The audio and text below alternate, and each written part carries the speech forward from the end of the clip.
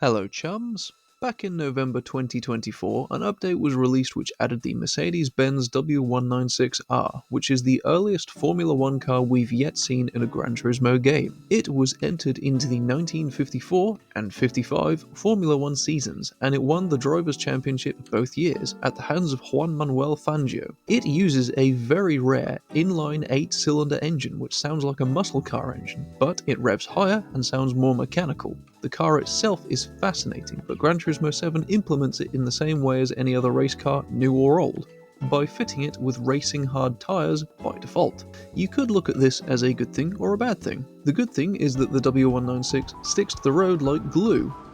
While I'm hardly going to try and justify the 20 million credit price tag, it's genuinely one of the nicest cars in the game to drive.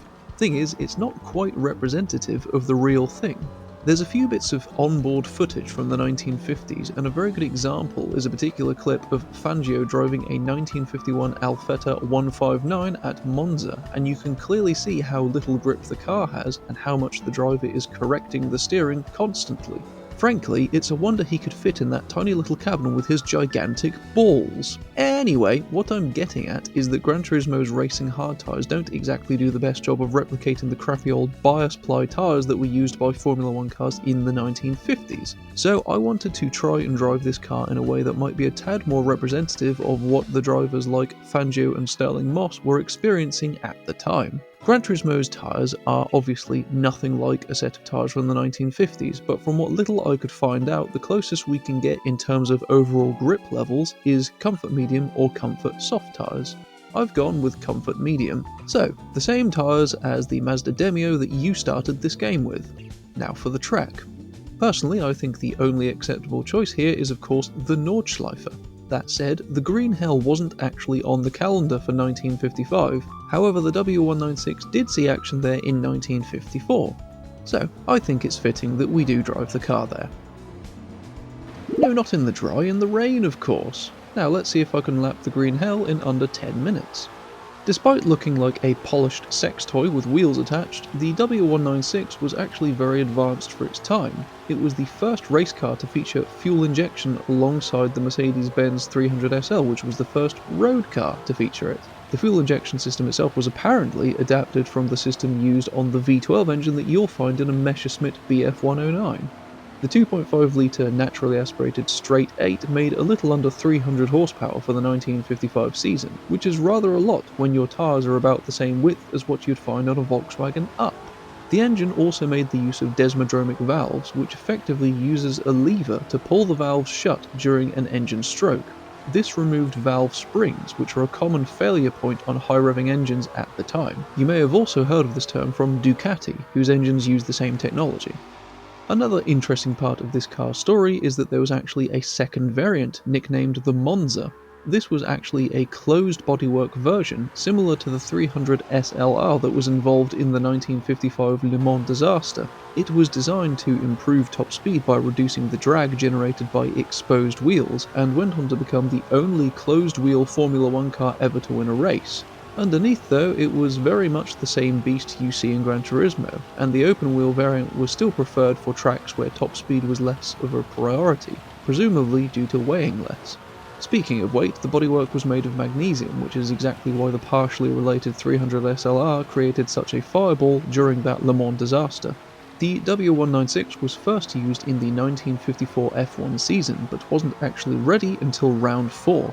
Fangio had been racing for Maserati but switched to the Mercedes once it debuted, and unlike many newly introduced race cars, the Mercedes was instantly the car to beat. Of the remaining 6 races, Fangio won 4 of them in the Mercedes. 1955 was much the same story, with Fangio once again winning 4 races, with only 7 in total for the entire season. In the wake of the disaster at Le Mans that year, Mercedes withdrew from motor racing altogether, not to be seen for another 30 years. If not for that unfortunate event, one wonders how much more success this car may have had.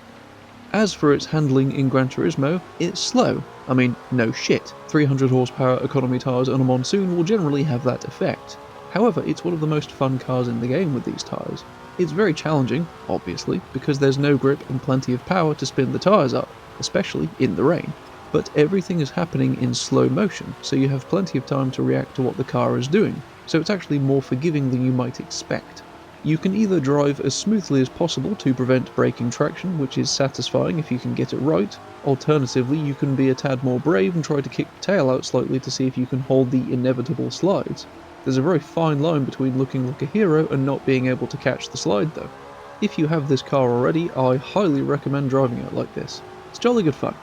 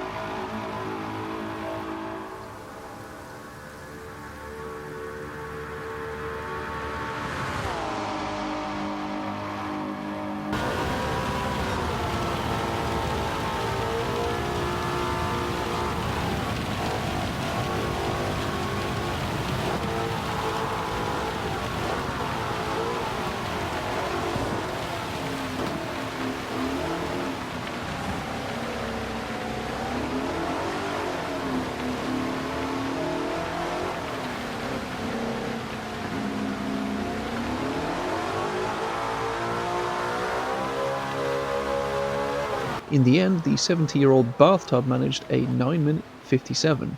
No doubt the old girl can go faster though. So, that was the Mercedes-Benz W196 being experienced slightly closer to the reality that was faced by the drivers of the time. I hope you enjoyed this video. If so, please like, subscribe and punch my bell so you get notified of my future uploads. Thank you very much for watching, take care of yourself, and ta-ra!